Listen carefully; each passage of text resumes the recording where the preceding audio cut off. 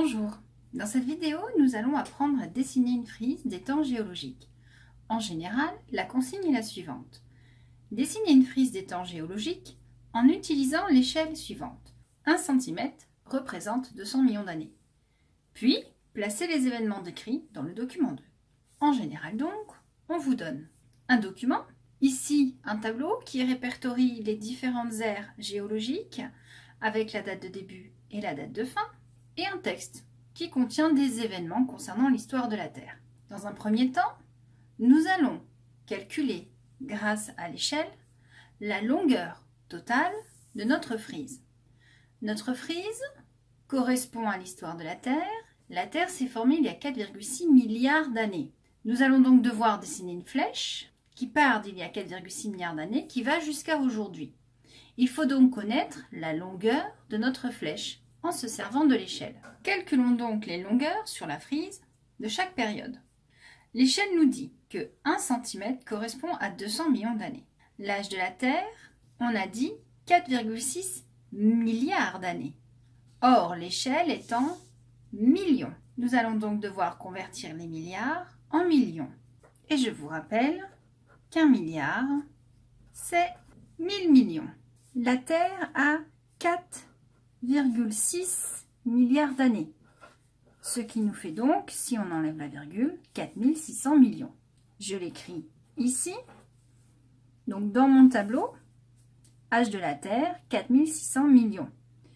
À quelle distance de mon zéro vais-je devoir placer cette date de 4600 millions? Je dois donc calculer la valeur située dans cette case. Je me retrouve ici dans un tableau de proportionnalité. Dans ce tableau, je vais devoir faire plusieurs calculs.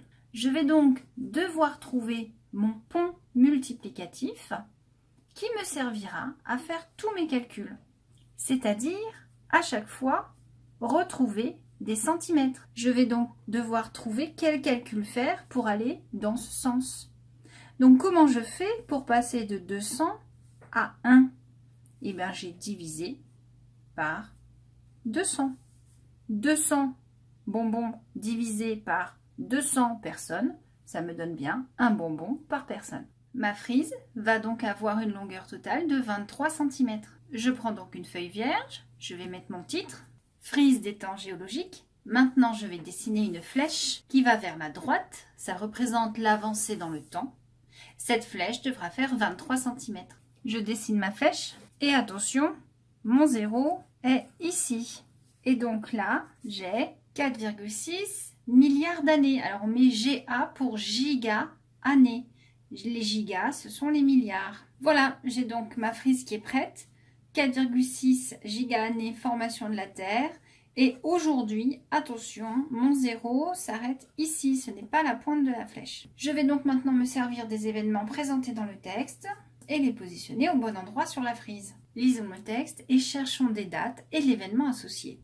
Les premiers continents solides sont apparus sur Terre il y a 4 milliards d'années. Ah, 4 milliards d'années, premier continent. J'utilise une couleur, je laisse les deux ensemble.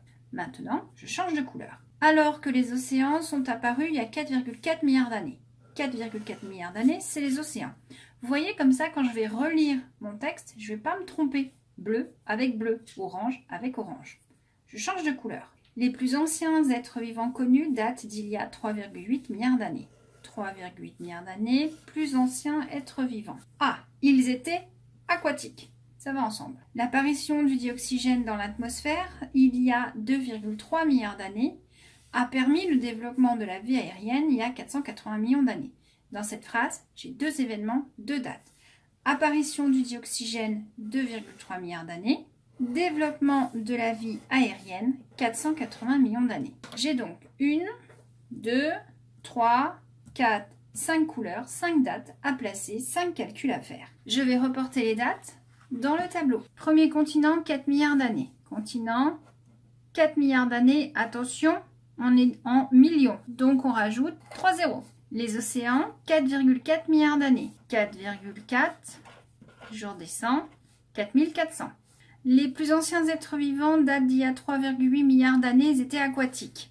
Donc vie dans l'eau, 3,8 milliards d'années. Allez, on le fait directement. 3800. Date suivante, en rose, l'apparition du dioxygène, 2,3 milliards d'années, 2300 millions. Dernier événement, développement de la vie aérienne, il y a 480 millions d'années, donc là, j'ai pas de conversion à faire. 480. Voilà, j'ai toutes mes distances par rapport au zéro. Je vais pouvoir les placer sur la frise. Et c'est là qu'il ne faut pas se tromper. La distance, c'est par rapport au zéro.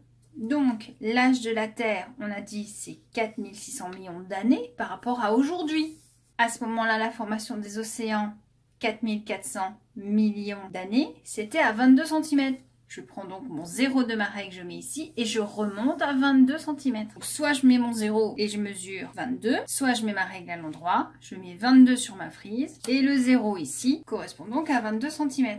J'ai donc mis à 22 cm, 4,4 giga-années, formation des océans. Étape suivante, formation des continents à 20 cm. Je pose mon 20 sur le 0 et donc au 0 ici, 4 giga-années, formation des continents. On continue, 3800 millions d'années, premiers êtres vivants aquatiques. On continue. Apparition du dioxygène dans l'atmosphère, 2300 millions d'années, 11,5 cm. Apparition du dioxygène dans l'atmosphère, 480 millions d'années, soit 2,4 cm. Apparition de la vie sur Terre. Donc là, attention, je suis à 480 millions. Donc soit j'écris 0,48, puisque 480 millions, finalement, c'est 0,48 giga-années. Si je veux garder ma même unité, j'écris 0,48 giga-années, soit j'écris 480 MA millions d'années. Les premiers êtres vivants terrestres. Voilà, notre frise géologique est tracée. Nous avons positionné dessus les grands événements.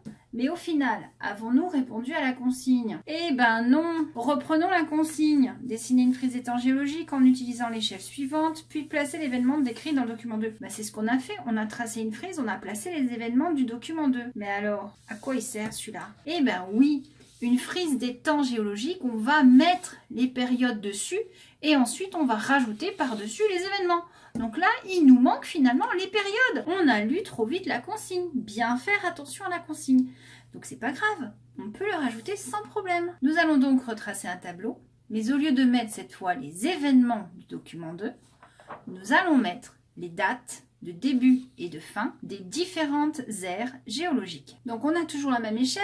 1 cm sur la frise fait 200 millions d'années. Et nous, on a 4,6 milliards d'années, 542. Ah, on retrouve 542. Ben, c'est normal, c'est une période. Elle a commencé à une date, elle finit à une date. Et quand elle finit, la période suivante, elle démarre à cette même date. C'est comme quand vous avez cours de français. Vous avez cours de français de 13 à 14. Le cours démarre à 13h, finit à 14h. Puis après, vous avez maths. Maths démarre à 14h et finit à 15h. Anglais commence à 15h et puis finit à 16h. Donc ici, nous avons 1, 2, 3, 4, 5 dates à calculer. Donc 5 colonnes. Vous voyez que l'ère quaternaire a démarré il y a 1,8 million d'années. C'est très récent, ça va être très difficile de le mettre sur notre frise. D'autant plus qu'aujourd'hui, les scientifiques ne sont pas tous d'accord. Cette ère quaternaire a été déterminée par des scientifiques et ils se sont basés sur l'apparition de l'homme. Or, depuis que l'ère quaternaire a été définie comme la nouvelle ère due à l'apparition de l'homme, il s'est avéré qu'on a trouvé des fossiles plus anciens que 1,8 million d'années. Beaucoup de scientifiques disent donc que l'ère quaternaire n'existe pas, qu'elle fait partie de l'ère tertiaire ou cénozoïque. Donc sur notre frise, je vous propose de ne pas dessiner celle-là, et de laisser la dernière ère comme l'ère tertiaire dans laquelle l'homme est inclus. La première, on l'a déjà faite. On reporte dedans 542 millions. On n'a pas besoin de convertir, on est dans les millions. 251 millions. On est toujours en divisé par 200. On va donc positionner ces dates qui correspondent à des limites de période et ensuite on pourra colorier à l'intérieur de la frise les grandes périodes. Voilà, ma frise géologique est terminée.